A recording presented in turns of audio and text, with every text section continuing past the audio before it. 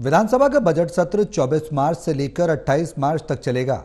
इसमें 25 मार्च को सरकार की तरफ से बजट पेश किया जाएगा। दिल्ली की मुख्यमंत्री रेखा गुप्ता ने कहा कि यह विकसित दिल्ली का बजट होगा। उन्होंने बताया कि दिल्ली की जनता से सुझाव के आधार पर ही इस बजट को तैयार किया गया है।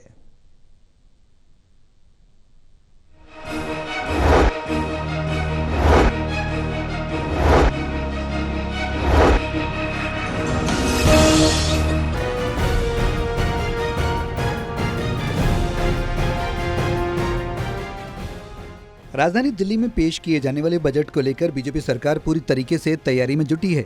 इसी कड़ी में दिल्ली की मुख्यमंत्री रेखा गुप्ता ने आज कई महत्वपूर्ण जानकारी दी। रेखा गुप्ता ने कहा कि दिल्ली का बजट इस बार बेहद खास रहने वाला है। उन्होंने कहा कि 27 साल के बाद बीजेपी की सरकार दिल्ली की सत्ता में आई और ऐसे में वो अपने चुनावी वादों को पूरा करने में जुटी है। मुख्यमंत्री रेखा गुप्ता ने कहा कि दिल्ली की गरीब जनता को इस बजट से काफी कुछ नहीं मिल रहा। उन्होंने बताया कि सरकार ने एक व्हाट्सएप और ईमेल आईडी भी आम जनता के लिए जारी की थी, जिससे जनता से बजट को लेकर सुझाव मांगे गए थे। सीएम रेखा गुप्ता ने कहा कि करीब 10,000 सुझाव सरकार को अब तक मिल चुके हैं।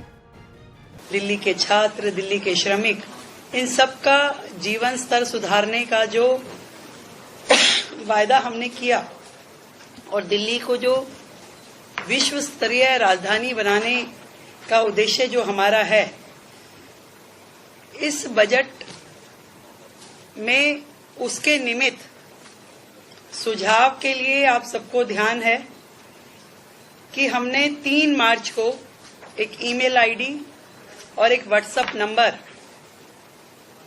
अनाउंस किया था। मुख्यमंत्री ने आगे कहा कि यह बजट दिल्ली सरकार का नहीं बल्कि दिल्ली की जनता का बजट होगा।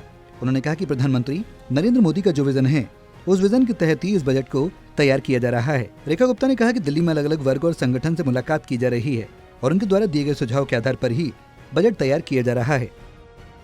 ये जो सेशन है हमारा 24 मार्च से शुरू होगा, जो 28 मार्च तक और हो सकता है उससे भी आगे एक्सटेंड हो चलेगा। मैं आप लोगों को ये जानकारी देना चाहती हूं कि ईमेल के माध्यम से हमें 3,303 सुझाव प्राप्त हुए और व्हाट्सएप नंबर के जरिए 6,982 सुझाव हमें मिले।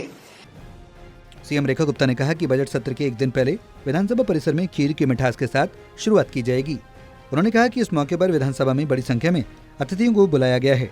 सीएम ने कहा कि 24 मार्च से लेकर 28 मार्च तक बजट सत्र को रखा गया है। दिल्ली से प्रणय शर्मा की रिपोर्ट, टोटल टीवी।